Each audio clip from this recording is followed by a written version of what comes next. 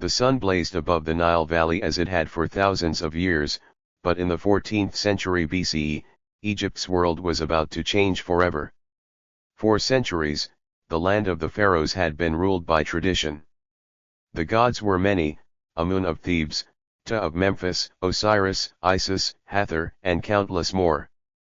Their temples towered like mountains of stone, their priests wielding immense power, their rituals woven into the very fabric of Egyptian life. But one man would dare to defy them all. His name was Akhenaten, and he would become known as the Heretic King. Akhenaten was not born to be a revolutionary. He was the son of Pharaoh Amenhotep III, a ruler whose reign glittered with wealth, diplomacy, and cultural splendor. His mother, Queen Tai, was a formidable woman of non-royal blood who wielded unusual influence in the court. As a young prince, Akhenaten grew up in the shadow of Thebes, surrounded by the grandeur of Egypt's gods and the might of its priests. But something in him was different. Unlike his predecessors, who worshipped a pantheon of deities, Akhenaten became fixated on one god above all others, the Aten, the visible disk of the sun. The Aten had long been a minor aspect of Ra, but to the young prince, it was not just another god. It was the very source of all life, the light that touched the Nile, the deserts, the plants, the animals, and the people. When Akhenaten ascended the throne, he began slowly, carefully. At first, Aten was honored alongside the other gods. Temples bore its image, and hymns praised its radiance. But the seeds of revolution had been planted.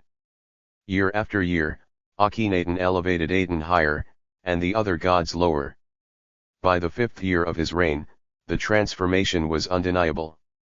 Amun's name, the most powerful of all gods, was chiseled from inscriptions, erased from monuments.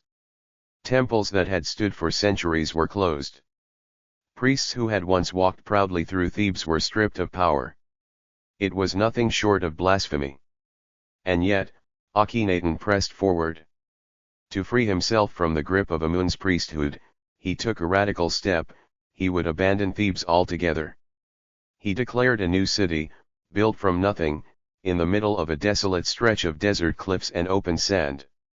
Here, where the sun rose dramatically between the limestone hills, he proclaimed a sacred revelation: the Aten had chosen this place as its eternal home. The city would be called Akhenaten, the horizon of the Aten. Construction began on a breathtaking scale. Thousands of workers carved and hauled Talated blocks, small, standardized stones that could be assembled quickly. Palaces and temples rose almost overnight.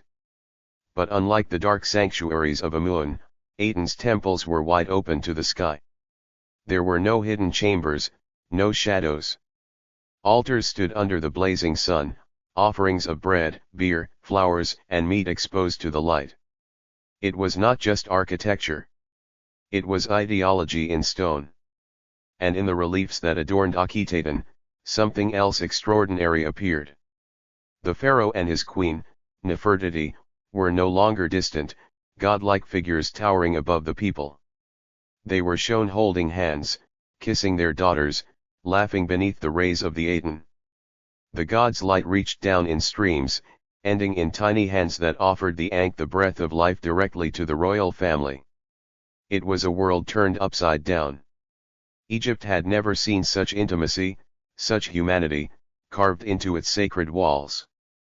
But as the sun blazed brighter over Akhenaten, shadows deepened elsewhere. The old gods had not been forgotten by the people. In secret, Egyptians still prayed to Osiris for the afterlife, to Hathor for love, to Amun for protection. Farmers muttered that Aten was too far away, too abstract. Soldiers grumbled that their pharaoh cared more for theology than for Egypt's borders. For the moment, however, Akhenaten's revolution shone with brilliance. To his followers, it seemed a new age had dawned, a time when one god ruled above all, when light itself was divine. What no one yet saw was that this dazzling experiment carried within it the seeds of its own destruction. Thebes had been the beating heart of Egypt for centuries, but Akhenaten left it behind as though it were a relic of a forgotten world. In its place rose his shimmering dream, Akhenaten, the horizon of the Aten. Archaeologists today still marvel at its design. The city stretched along the Nile, framed by cliffs that seemed to cradle the rising sun. Its main avenue, the Royal Road, ran nearly 5 miles long, wide enough for chariots to thunder side by side. On either side stood sprawling palaces, open-air temples, and administrative halls. Unlike the labyrinthine sanctuaries of the old gods, Aten's temples were stripped of mystery. Their courts were roofless, their altars exposed. The divine was no longer hidden in shadows but blazed down from the sky, visible to all. At the city's heart stood the great temple of the Aten. Here, priests did not process statues of gods into dark sanctuaries, instead, they raised offerings of bread, wine, meat, and flowers to the open air, where the sun itself could consume them with its light. Each morning, as the rays of dawn touched the altars, the city seemed to awaken with a sense of cosmic renewal. But it was not just the temples that shocked Egypt. It was the art. The reliefs of Akhenaten broke every convention. Pharaohs had always been shown as idealized gods, broad-shouldered, youthful, symmetrical. But Akhenaten was depicted with elongated skull, drooping chin, narrow waist, and wide hips. Some saw it as grotesque, others as a deliberate departure from the old order. Perhaps he wished to appear neither fully male nor female, but something in between, an embodiment of the life-giving sun itself. And he was never alone. By his side in nearly every image was his queen, Nefertiti. Tall, elegant, and crowned with her now iconic blue headdress, she appeared as his equal in ritual, worship, and authority. In some scenes, she offered sacrifices in his stead, or struck down enemies with her own hands, acts reserved for pharaohs alone. Her prominence in the art makes one thing clear: this was no ordinary consort, but a queen elevated almost to divine status. Together, they formed the nucleus of a new sacred vision. And orbiting them were their daughters, Meritaten, Mikataten, Ankhesenpaten, Neferneferuaten Tasheret, Neferneferuer, and Setapenra. Never before in Egyptian history had royal children been depicted with such frequency or such intimacy. They were not symbols hidden in the background, but living, laughing presences. Reliefs show them clambering onto their parents' laps, tugging at their father's chin, receiving kisses beneath Aten's radiant beams. It was revolutionary. For the first time, Egypt's royal family appeared not as untouchable gods, but as husband, wife, and children, a family blessed by the divine sun. And yet, within this warmth lay a growing unease. Akhenaten and Nefertiti had 6 daughters, but no sons. In a kingdom where succession was the heartbeat of stability, this was dangerous. Who would inherit the throne when Akhenaten was gone? The old gods had been cast aside, the priesthood stripped of power. Without a clear male heir, the entire experiment trembled on uncertain ground. It is around this time that Nefertiti's image begins to vanish. For over a decade she had stood at the king's side, visible everywhere. Then suddenly silence. Some scholars believe she died, perhaps in childbirth or from plague. Others suggest she was elevated to pharaoh herself under the name Neferneferuaten, ruling in parallel with Akhenaten. A more sinister possibility is that she fell from favor, cast out as the pharaoh turned his devotion elsewhere. Whatever the truth, her disappearance left a void that would be filled in unsettling ways. The royal daughters began to appear not just as children but as queens. Meritaten, the eldest, was styled as Great Royal Wife, a title once held by her mother. She appeared in temples and ceremonies in Nefertiti's place. Soon after, another daughter, Ankhesenpaten, was elevated too. In the art, the lines between father, husband, and king began to blur. Akhenaten is shown embracing his daughters with a closeness that went beyond paternal affection. Scenes depict them crowned as consorts, seated beside him as wives. What began as tender portraits of family life became infused with unsettling overtones. The most chilling evidence comes from the tomb of Mikataten, the second daughter. She died young, perhaps in her mid-teens. Reliefs show her lying on a bier as her family mourns, and beside her, the image of a nurse cradling a newborn. No father is named for the infant. No husband is mentioned for Akhenaten. The implication hangs in silence: had the child been born of her own father? Historians remain divided. Some argue the baby was symbolic, a representation of Akhenaten's rebirth in the afterlife.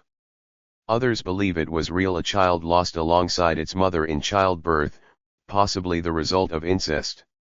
Whatever the truth, the tragedy marked a turning point. The warm, playful depictions of earlier years gave way to something strained, almost grotesque. Figures grew more elongated, more alien. The family once portrayed as the joy of Aten's light now appeared distorted, their humanity slipping into caricature. Meanwhile, the people of Egypt grew restless. They still whispered prayers to the old gods in secret. Farmers muttered that Aten's blessings had not filled their granaries. Soldiers complained that their pharaoh ignored the empire's frontiers. To them, the royal family seemed detached, wrapped in rituals that served no one but themselves. Yet Akhenaten pressed forward, blind to the storm gathering on the horizon. To him, his daughters were not just heirs but sacred vessels of Aten's power. If the god gave him only daughters, then through them the divine flame must pass. In his mind, he was building not only a new religion but a dynasty of the sun itself. But to his people, and to history, it appeared as though the pharaoh had crossed the most sacred of boundaries. The family of Aten had become the scandal of Egypt. The city of Akhenaten glittered in the desert sun, but within its gilded walls, the royal household was coming apart. Nefertiti had vanished. Whether dead, ruling under another name, or banished from her husband's side, her absence left a dangerous vacuum. And into that void stepped Akhenaten's daughters. Egypt had seen royal women wield power before. Hatshepsut, a century earlier, had ruled as pharaoh. Queens had acted as regents, mothers, and kingmakers. But never had the pharaoh's own children been raised so brazenly into roles that blurred the boundaries of family and state. Akhenaten had no son. And so he turned to his daughters to secure his dynasty. The eldest, Meritaten, became great royal wife, the title once held by her mother. Reliefs show her at Akhenaten's side during rituals and state ceremonies. She was not hidden in the background but enthroned beside him, a partner in worship of the Aten. Soon after, Ankhesenpaten, still in her early teens, was elevated to a similar role. She too appeared as queen beside her father. The daughters were no longer depicted as playful children, but as royal women crowned with diadems, their roles transformed into consorts. The intimacy of earlier family art had taken on a new, disquieting meaning. Where once a daughter's tug at her father's chin had been charming, now it seemed ceremonial, almost ritualized. The Aten's rays, which reached down to caress the family, now appeared to sanctify bonds that had crossed into taboo. And then came tragedy. In the royal tomb at Amarna, carved into the desert cliffs, scenes record the death of Akhenaten, Akhenaten's second daughter. She was scarcely more than a child when she died, and the imagery of her burial has haunted historians for centuries. On the walls, the royal family gathers in mourning.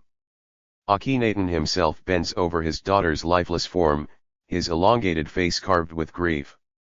But nearby, another figure is shown, a nurse cradling a newborn infant. Who was this child? No husband is named for Akhenaten. No father for the baby is given. The silence of the inscriptions is deafening. Some scholars believe the infant was symbolic, a representation of the soul reborn into the afterlife. But others see a darker possibility, that Akhenaten died in childbirth, and that the father was her own father, Akhenaten.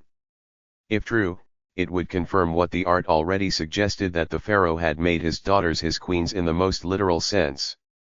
The scandal did not stop there. Meritaten herself bore a daughter, also named Meritaten Tasheret, whose father is never identified.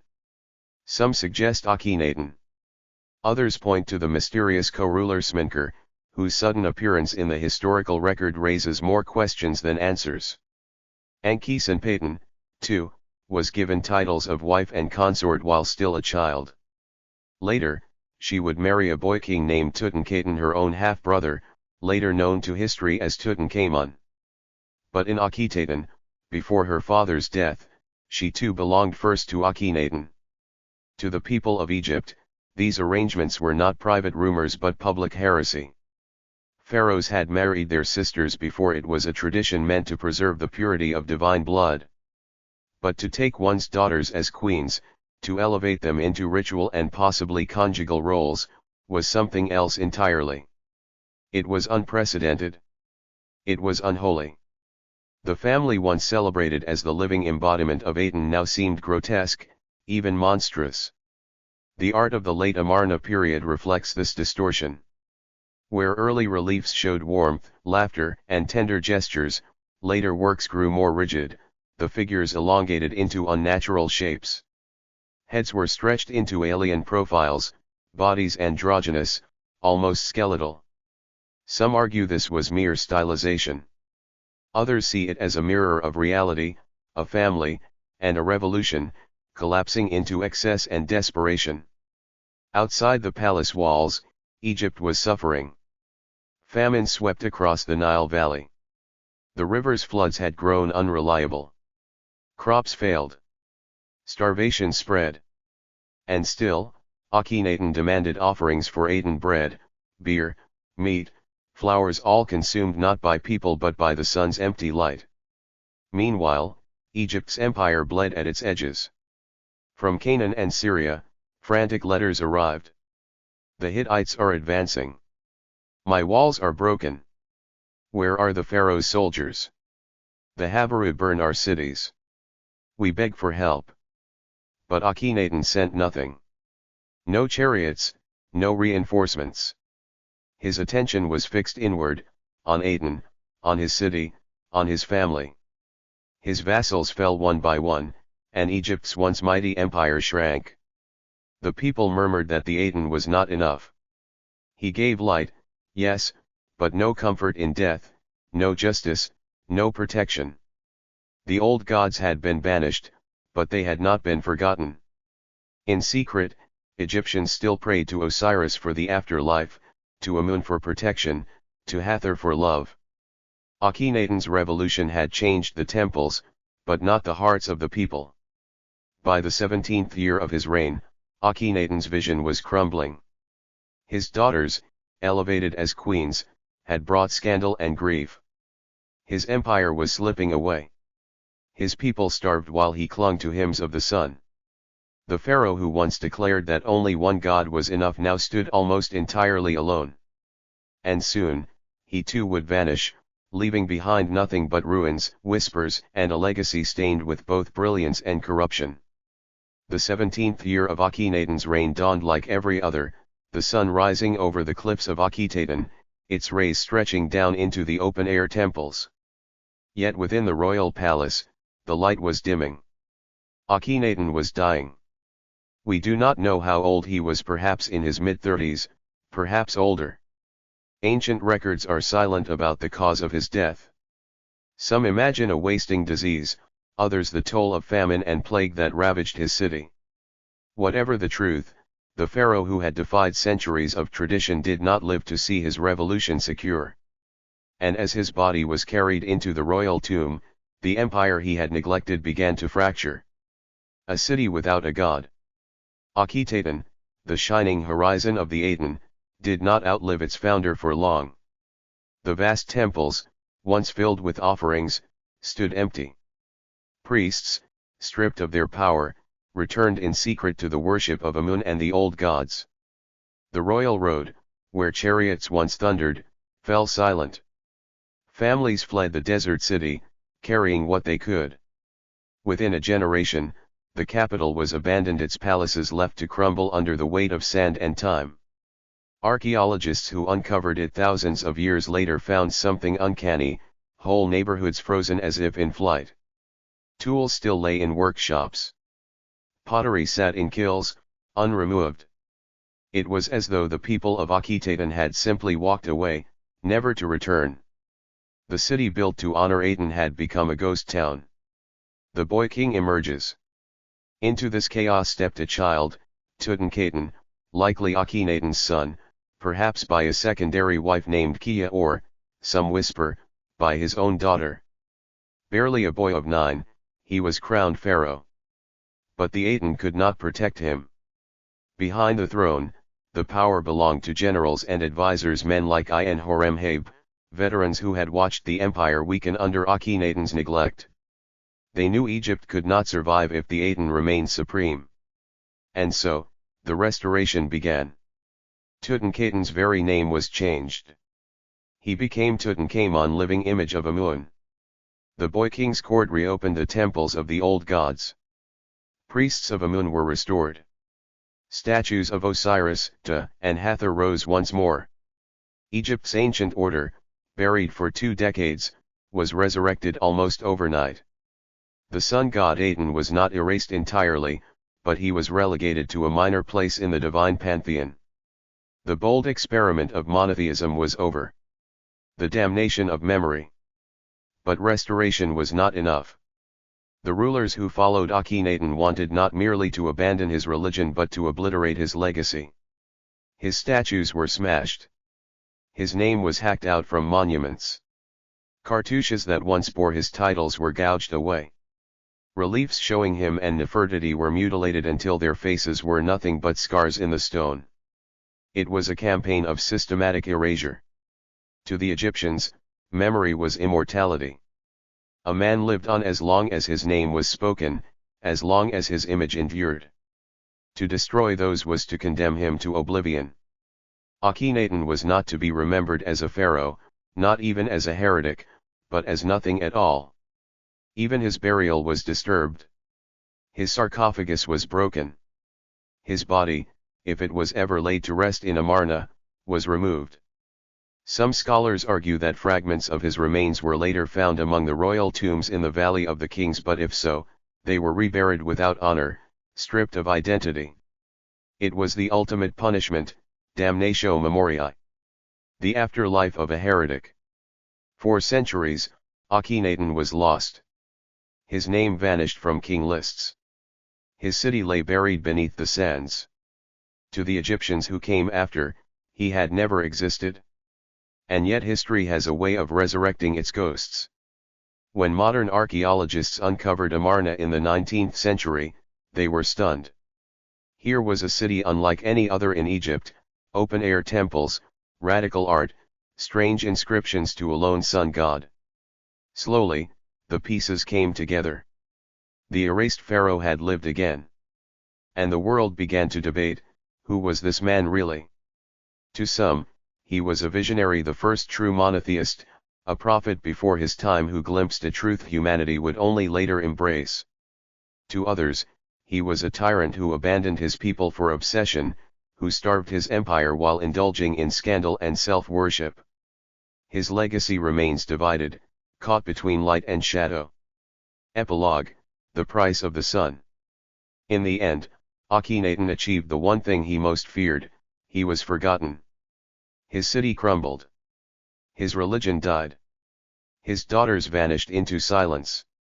Even Nefertiti, once radiant as the embodiment of beauty, disappeared into mystery. Yet his failure was not total. In the broken reliefs of Amarna, in the sun hymns that still echo with poetry, in the haunting bust of Nefertiti that survives as one of the most iconic images of ancient art, we see a flicker of what he dreamed. A man who sought to remake the world in the image of the sun, and who paid the ultimate price for it. Akhenaten, the heretic pharaoh. Akhenaten, the first monotheist. Akhenaten, the man erased. And perhaps that is the irony, that in erasing him, history has ensured he will never be forgotten again.